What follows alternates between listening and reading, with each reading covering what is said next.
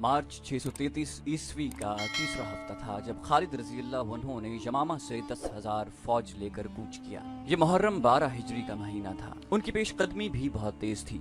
हरमज अपनी फौज के साथ अपनी सरहद से बहुत दूर काजिमा के मकाम पर पहुंच गया और फौज को वहीं खैमजन कर दिया। ये मकाम यमामा और उबला के रास्ते में पड़ता है। हरमज को मालूम नहीं था कि उसकी पेशकदमी को देखने वाले मौजूद हैं। खालिद रजी अल्लाह अन्हु अभी काजिमा से दूर थे कि उन्हें इराक की समत से आते हुए 2 शुतर सवार मिले। उन्होंने खालिद रजी अल्लाह अन्हु को बताया कि जरतुश्तों की फौज काजिमा में खैमजन है। खालिद रजी अल्लाह अन्हु ने वहीं से रास्ता बदल दिया।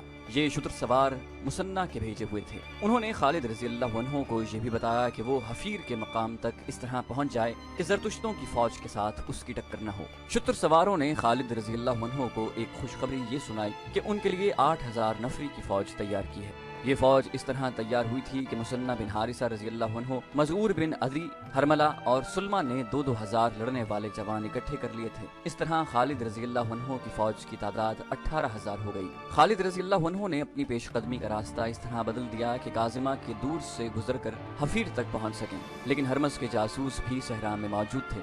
उन्होंने खालिद रजी अल्लाह अन्हु के लश्कर को दूर के रास्ते से जाते देख लिया। आगे वो रास्ता था जो हफीर से नब्बाज की तरफ जाता था। हरमज ने अपनी फौज को खैमे उखाड़ने और बहुत थोड़े वक्त में हफीर की जानिब कूच करने का हुक्म दिया। हफीर के इर्द गिर्द पानी के कुएं मौजूद थे। हरमज ने वहां खालिद रजी अल्लाह अन्हु से पहले पहुंचकर खैमे गाड़ दिए। इस तरह पानी ईरानियों के कब्जे में चला गया।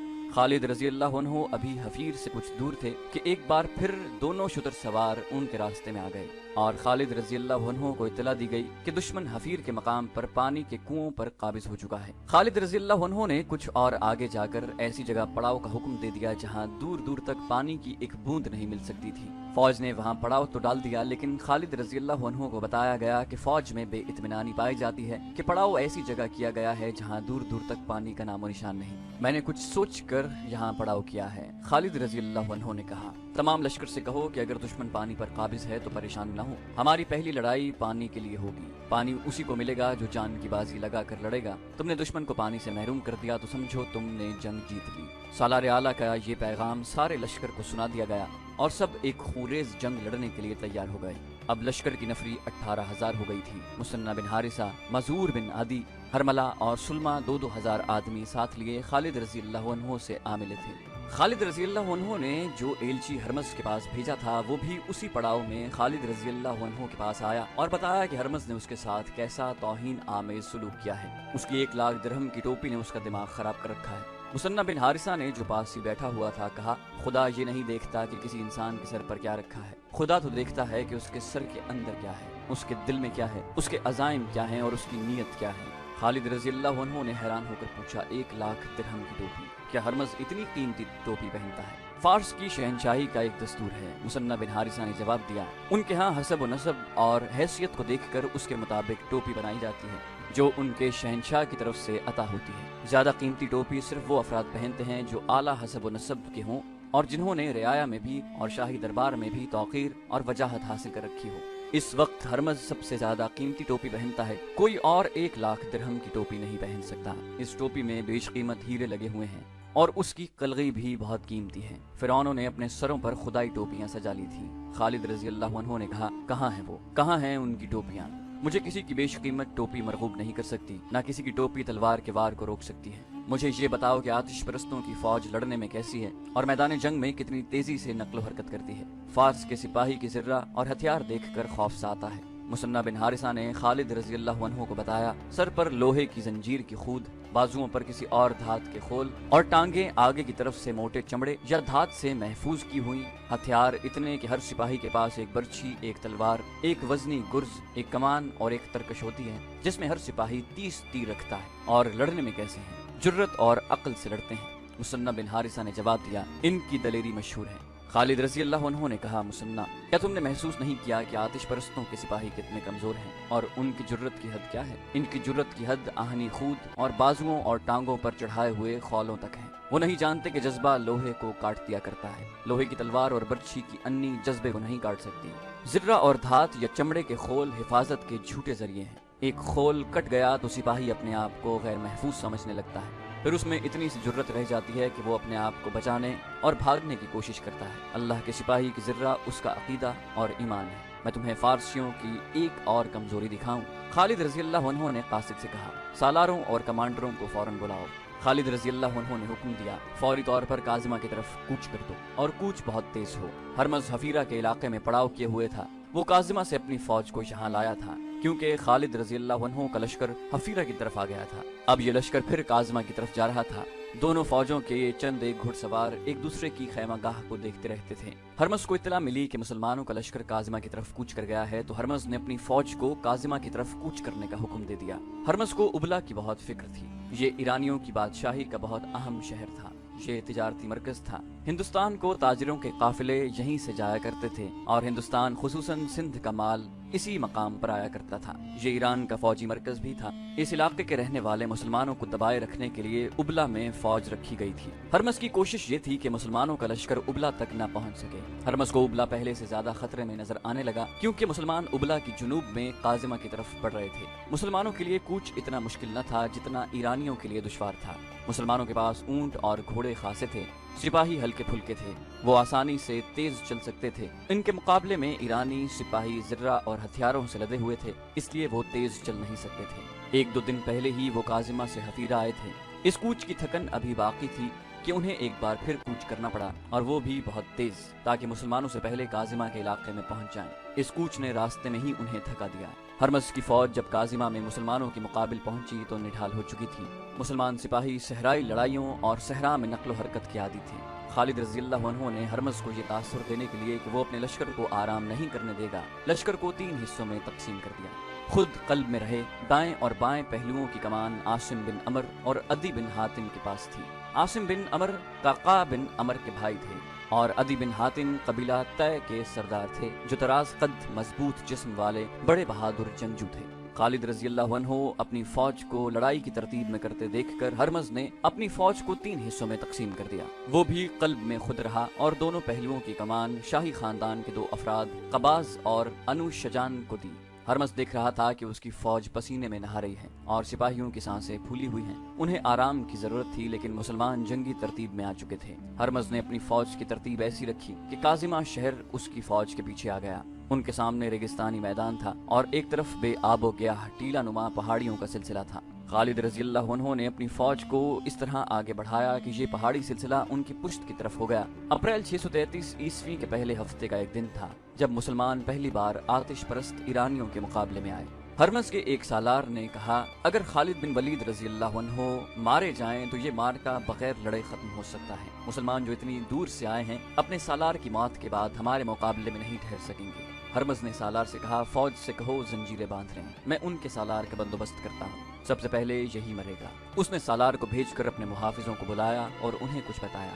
जंजीरें बांध लेने का मतलब ये था कि ईरानी फौज के सिपाही अपने आप को इस तरह जंजीरों से बांध लेते कि 5 से 10 सिपाही एक लंबी जंजीर में बंध जाते। उनके दरमियान इतना फासला होता कि वो आसानी से लड़ सकते थे। जंजीरें बांध कर लड़ने से एक फायदा ये होता था कि कोई सिपाही भाग नहीं सकता था। दूसरा फायदा ये कि उनके दुश्मन के घुड़सवार जब उन पर हल्ला बोलते तो सिपाही जंजीरें सीधी कर देते। जंजीरें घोड़ों की टांगों के आगे कर दी जाती और घोड़े गिर पड़ते।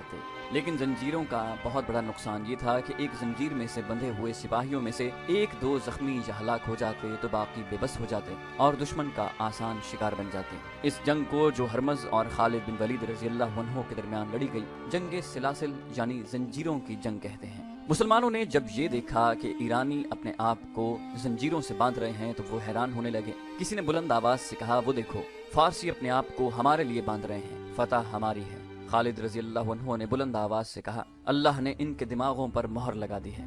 खालिद रजी अल्लाह अन्हु ने कुछ सोचकर काजिमा से हफीर और हफीर से काजिमा को कूच किया था। वो फायदा उन्हें नजर आ गया था। हरमज की वो फौज जो जिर्रा और हथियारों से लदी हुई थी, लड़ाई शुरू होने से पहले ही थक गई थी। खालिद रजी अल्लाह अन्हु ने ईरानियों को आराम की मोहलत ही न दी। अब ईरानियों ने अपने आप को जंजीरों में बांध लिया था।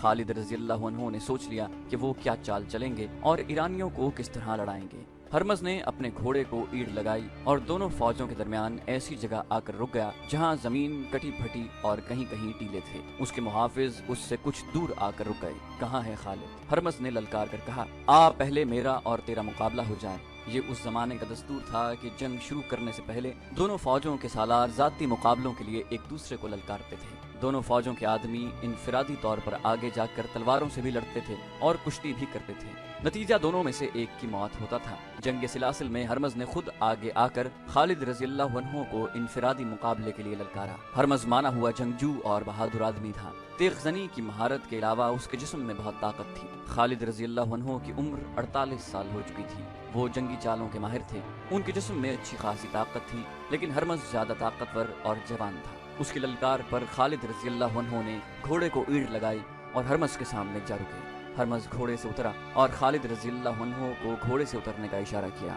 दोनों ने तलवारें निकाल ली। दोनों ने एक दूसरे पर बड़ कर वार किए। पैंतरे बदले, घूम घूम कर एक दूसरे पर आए, मगर तलवारें आपस में ही टकराती रहीं। फिर खालिद रज़ियल्लाहु अन्हु के हाथों और पैंतरों में फुर्ती आ गई। दोनों फौजें शोर गुल बपा कर रही थी। हरमज महसूस करने लगा कि वो खालिद रज़ियल्लाहु अन्हु की तलवार से बच नहीं सकेगा।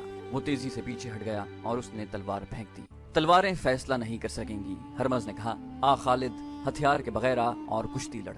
खालिद रज़ियल्लाहु अन्हु तलवार फेंककर कुश्ती के लिए आगे बढ़े और दोनों गुत्थम गुत्था हो गए। कुश्ती में हरमज का पल्ला भारी नजर आता था, लेकिन मौर्रिख लिखते हैं कि हरमज की चाल कुछ और थी। उसने अपने मुहाफिजों को पहले ही बता रखा था कि जब खालिद रज़ियल्लाहु अन्हु को इतनी मजबूती से पकड़ ले कि खालिद रज़ियल्लाहु अन्हु हिलने के काबिल न रहें, तो मुहाफिज दोनों को इस तरह घेरे में ले लें कि उनकी नीयत और इरादे पर शक न हो, यानी वो तमाशाई बने रहें और उनमें से एक मुहाफिज खंजर निकाल कर खालिद रज़ियल्लाहु अन्हु के पेट चाक कर दे।